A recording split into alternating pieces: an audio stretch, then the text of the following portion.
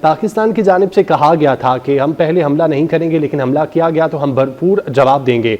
इससे बड़ी हजीमत का सामना क्या हो सकता है जो कि भारत को उठाना पड़ा?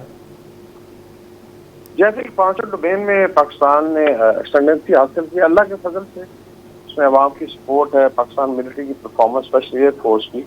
और ये बड़ा अच्छा हुआ कि पाकिस्तान ने पहले इनिशिएटिव नहीं लिया कि इनको करने देखता हूँ, क्योंकि पहले हम इनको देख चुके थे।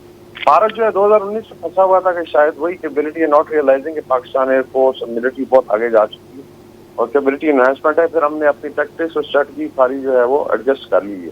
और ये भारत को पता होना चाहिए कि हमारा जो रिस्पांस है मिलिट्री का वो जेब में होता है कमांडर के, सिर्फ एंड टाइम पे उसको ट्वीक किया जाता है। ये नई एसओपी है और आप देखा कि अभी मिनट्स में रिस्पांस के और अल्लाह के फजल से इतनी कामयाबी हुई, क्योंकि आपका जब सच पे है, हक पे है और भारत जो है वो झूठ के ऊपर खड़ा था, तो अल्लाह ताला ने बहुत बड़ी कामयाबी दी।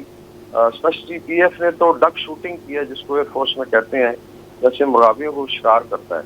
अभी तक 5 से 6 जहाज़ों की रिपोर्ट है गिरने की, जिसमें रफाइल है, उसके बाद Su-30 है और फिर उसके बाद MiG-29 है, जो सारे फ्रंटलाइन जहाज हैं। और भारत इस वक्त उसकी मिलिट्री जो है अपने आर्म सप्लायर्स के लिए एक एम्बैरसमेंट बन चुका है।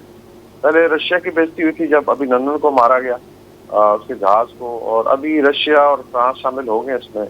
और मेरे ख्याल में बड़ी परेशानी होगी जो डसॉल्ट कंपनी है और फ्रेंच प्रेसिडेंट है कि किस चवल किस्म की एयरफोर्स को हमने जहाज दिए हैं पैसे की खातर।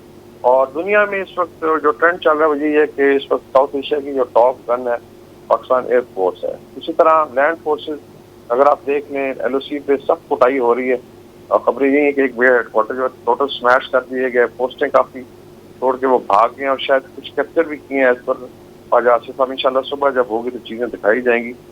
ये सुबह बड़ी भयानक होगी मोदी साहब के लिए। ये ऑपरेशन संदूर जो है वो इस वक्त आप कह लें कि भारत के लिए एक खौफनाक ख्वाब बन चुका है।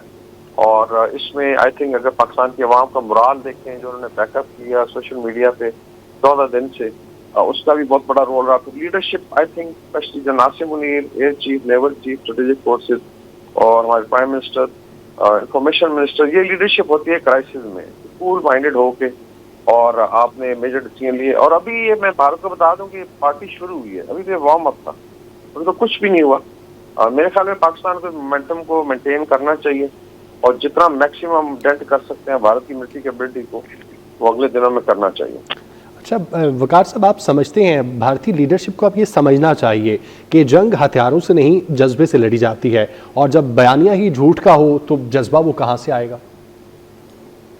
जी बिल्कुल, देखिए उन्होंने एक लास्ट टाइम झूठ बोला था जब अभिनंदन को मारा गया, और देखें कैसे बयानिया गढ़ा गया कि हमारी टांगे काम, खुदा के बंदो, जहाज आपका गिराया हमने, पायलट हमने कैप्चर किया और गुडविल में अगर आपको दे दिया तो उसको भी विक्ट्री का, उसको प्रमोट किया गया, उसको फिर अवार्ड दिया गया। So this is basically falsehood. अभी कल क्रिश्चियन फेयर का इंटरव्यू था, प्रवीण स्वामी इनके बहुत बड़े पाकिस्तान स्पेशलिस्ट हैं भारत के,